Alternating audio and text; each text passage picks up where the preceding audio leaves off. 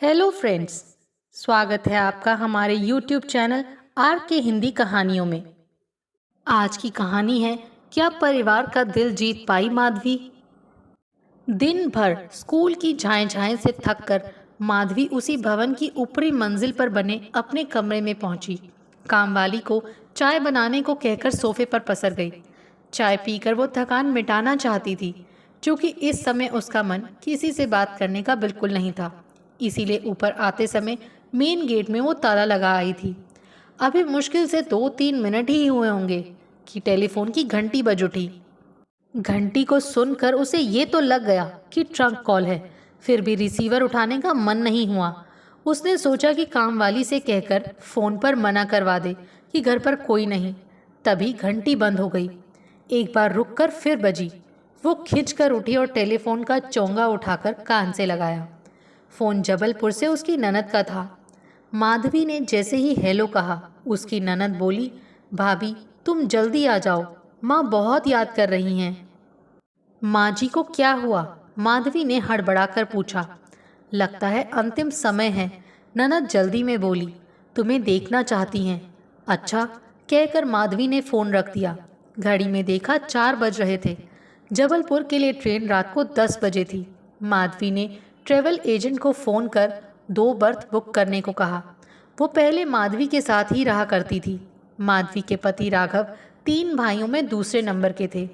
बड़े बेटे की नौकरी तबादले वाली थी। तीसरा बेटा बंटी अभी बहुत छोटा था। राघव की भोपाल में BHEL में स्थायी नौकरी थी। माँ अपने छोटे बेटे को लेकर राघव के साथ भोपाल में ही सेटल हो गई थी।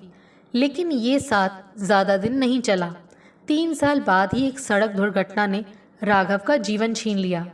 माधवी को BHEL से कुछ पैसा ज़रूर मिला, पर अनुकंपा नियुक्ति नहीं मिली। सास ने परिस्थिति को भांपा और बंटी को लेकर बड़े बेटे के पास चली गई। माधवी ने पति के मिले पैसे से एक मकान खरीदा, कुछ लोन देकर दूसरी मंजिल बनवाई, खुद ऊपर रहने लगी और नीचे एक स्कूल शुरू कर दिया। पति की मौत के बाद माधवी की सारी दुनिया अपनी बेटी और स्कूल में सिमट गई। पहले तो सास से माधवी की थोड़ी बहुत बात हो जाया करती थी, पर धीरे धीरे काम की व्यस्तता से ये अंतर बढ़ने लगा। माधवी की ससुराल तो मानो छूट गई थी।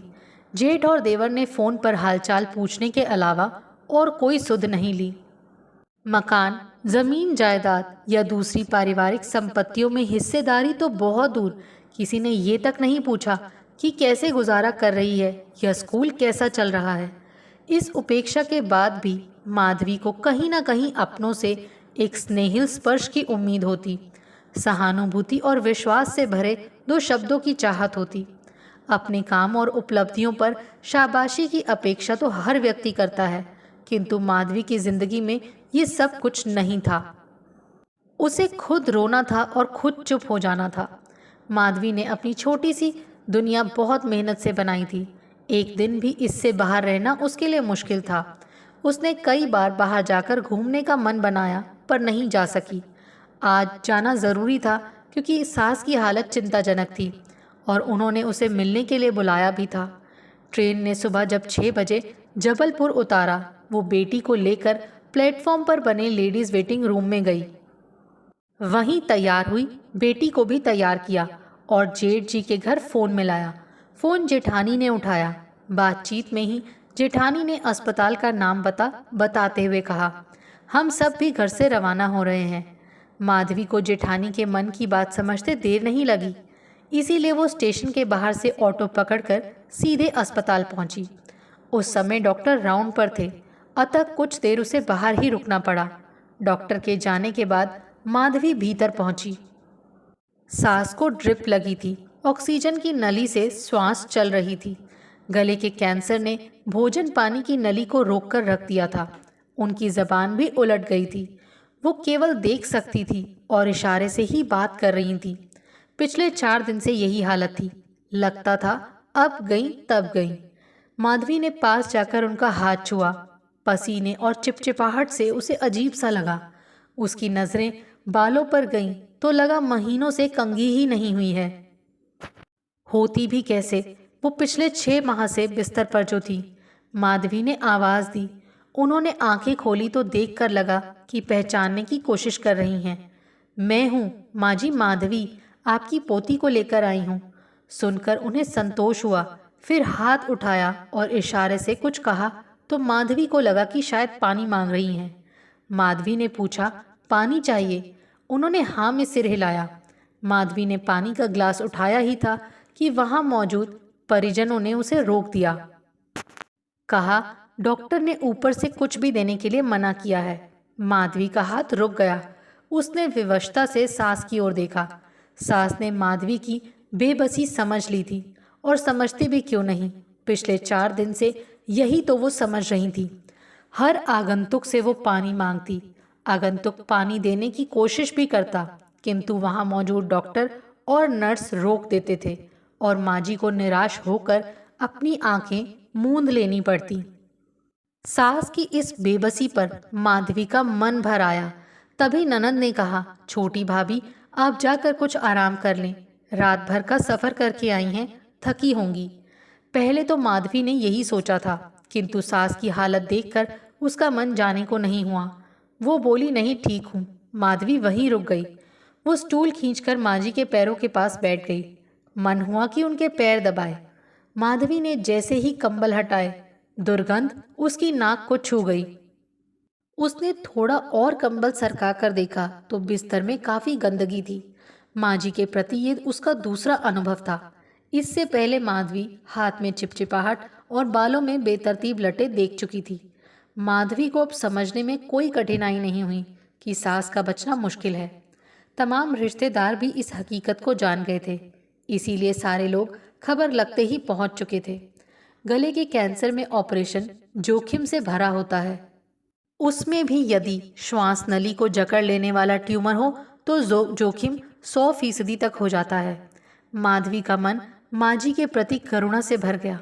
उसे ग्लानि इस बात की थी कि यदि माँ जी को मरना है तो क्यों इनकी इच्छाओं को मारकर और उन्हें गंदगी में पटक कर मौत की प्रतीक्षा की जा रही है। क्या हम उन्हें एक स्वस्थ और अच्छा माहौल नहीं दे सकते?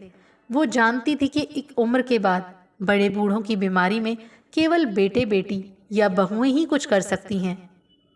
उनके अलावा कोई और कुछ नहीं कर सकता। नौकरों के काम तो केवल औपचारिक होते हैं।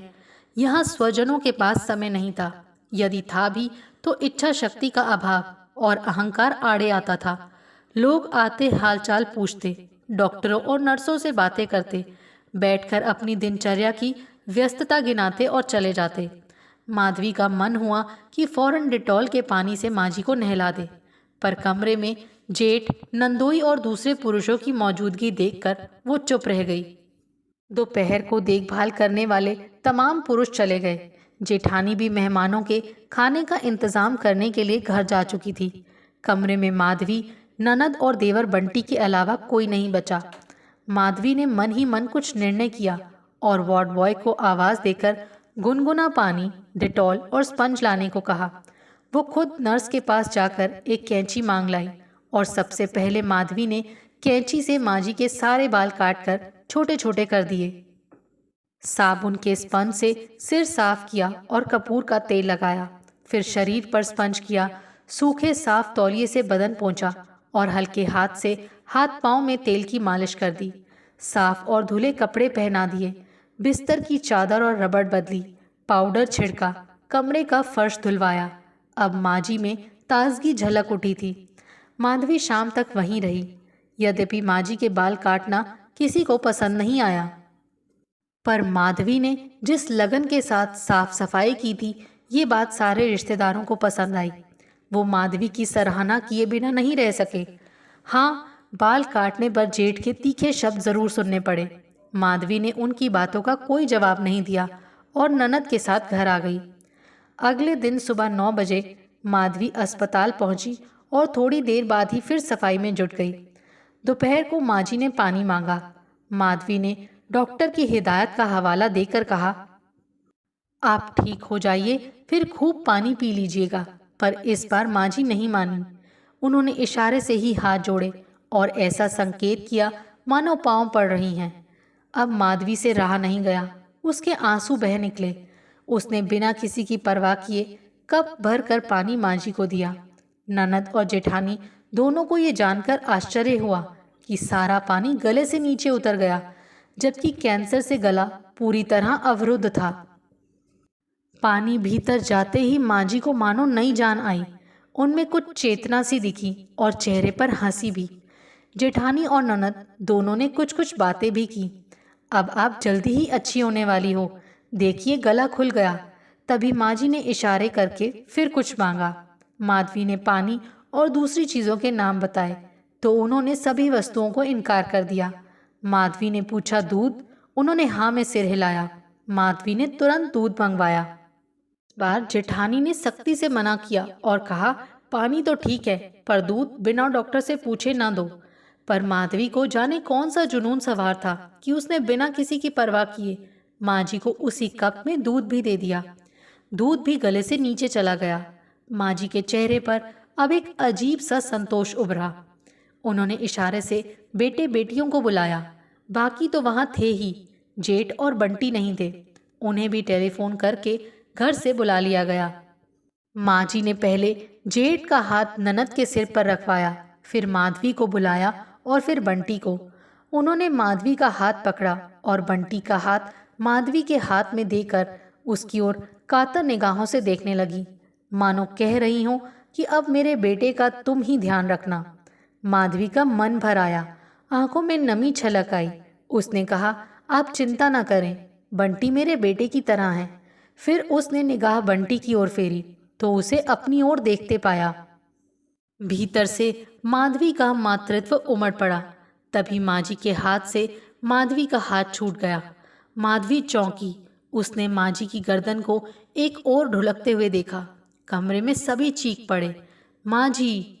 जेठ माधवी की ओर देखकर दहाड़े, तूने मार डाला माँ को, आखिर क्यों पिलाया पानी और क्यों दिया दूध? माधवी को कुछ नहीं सूझा। वो सहमी सी बुत की तरह खड़ी रही। रह रह कर माँ जी के संकेत याद आते रहे। उसने सोचा कि उसने कोई गलत काम नहीं किया। यदि माँ जी की मौत करीब थी तो उन्हें क्यों भूखा प्यासा मरने दिया जाए? लोग तो घर से बाहर किसी को भूखा प्यासा नहीं जाने देते। तब जिंदगी के इस महाप्रयाण पर वो कैसे माँ जी को भूखा प्यासा जाने देती? वहाँ मौजूद महिलाएं रोने लगी। जेठ जी का बड़बड़ाना जारी था। माधवी से सुना नहीं गया। वो बाहर की ओर चल दी। अभी वो दरवाजे के करीब ही आई थी कि उसके दोनों हाथों को किसी ने छुआ। उसने देखा कि उसके दाएं हाथ की उंगली देवर बंटी ने और बाएं हाथ की उंगली बेटी नीलम ने पकड़ रखी थी।